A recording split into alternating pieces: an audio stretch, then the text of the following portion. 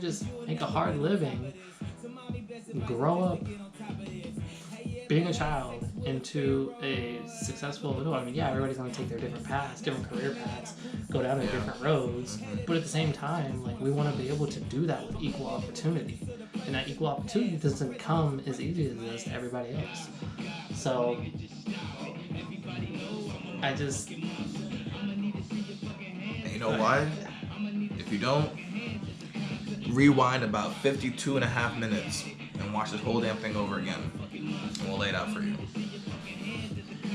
And like I said, we're not sitting here as professionals. You know, we're speaking our minds. We want people to be as open as we are, because, you know, we've gone through some stuff, and we just want people to be able to think, and just, you know, think about your actions, think about what's coming out of your mouth, just think. And by no means are we at all trash talk all law enforcement or anything. Like, no, we're just I'm pretty sure we can both say we appreciate everything law enforcement does. We know it's a dangerous job. We get it. We understand it. But at the same time, we're going to do the same exact thing as we're hoping that they're able to do. I mean, we're going to stick up for what we believe is right. And, you know, if law enforcement is going to hire people who think that being racist is right, then, I mean, everything going on today, like, expect that. There's no other way around it. Expect it. Because it's clearly not right. So why are you going to sit there and hire the people and think that's okay and think everything that they do is just going to go unnoticed? Like, no. It's the 21st century. Like, there's social media. There's coverage everywhere. Like, it's going to be seen, and it's going to be heard and spread across the world. Hell, we see Europe supporting us. We see, obviously, Africa. In Canada, like, everybody, you name it, across the world is behind us. Like, what does that say? Honestly. We doing something wrong. Clearly, looking yeah. at us like we goofy or we stink. Clearly, our government is doing something wrong, but, I mean, it's apparent. People can feel our pain.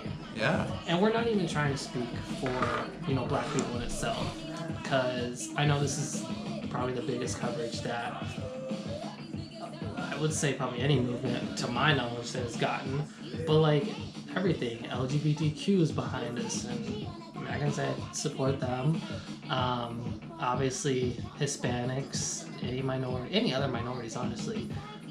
I mean, they're behind us. So it's like we're not even looking at just a Black Lives Matter. We're just looking at it as a minority matter, you know?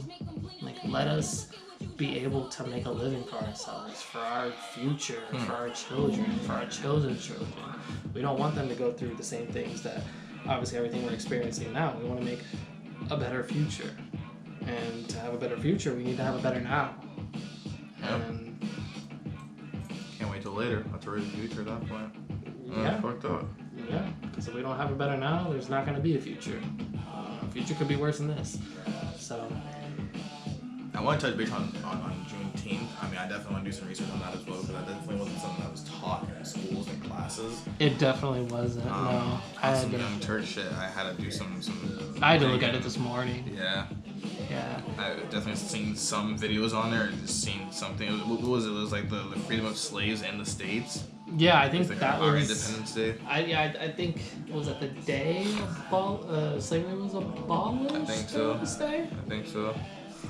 But yeah, I mean, it's just like June 26th or something, 25th or something like that. Yeah, June 19th. Isn't that when it's celebrated though? Is that when Trump is going? He's going on Friday yes. to Oklahoma? Yes, it's which 19th. is like the Black Wall Street. Yes. And I'm like, this fool is just a major shit. I'm sorry, I can't. But yeah, they had me, yeah. And it's just at that point things like that are just so infuriating to just witness. And then like on top of that, people were saying like Blue Lives Matter and everything. And it's like people, like that's why I said people are misconstruing it. Like, we're not saying cop lives don't matter. Like, that's no one said any of that. Yeah, you're completely just misconstruing everything. Like, we're not saying disregard all cops. No. We're saying we want cops to be able to defend us. If we're paying you to defend us, then defend us. That's literally all it is. We're not saying don't defend yourself. Like, no, we're saying don't sit there and freaking profile us. And like I said, I can't say from experience I've been profiled or anything, but at the same time, who's to say it's not going to happen? And if we're sitting here saying, you know, we're scared to walk down the road, like, what does that say? We're scared of the people who were paid and designated to protect us? That we're scared to go out and do what we want? You know, our God-given right that we're free? Free to do whatever we want? I mean, obviously within meetings, but... It's always something too. You follow the rule, or, you know, oh, well, why are you driving around, you know, causing issues and everything? I like to drive with one hand on the steering wheel because I feel comfortable driving that way. But when I pass some sort of police precinct, or when I pass some sort of police department, you know, and that's how you're taught, but it's not illegal to go ahead and drive with one hand. I feel like it's recommended that you go ahead and utilize two. But if you feel more comfortable with like driving with one hand, you utilize that one hand. You know, you don't have to go ahead and be at alert just because you go ahead and pass some sort of law enforcement. You know, and it's just like you shouldn't have to feel tense. You shouldn't have to feel paranoid or some sort of extra emotional distress because you pass someone who's supposed to provide you with safety, you know? And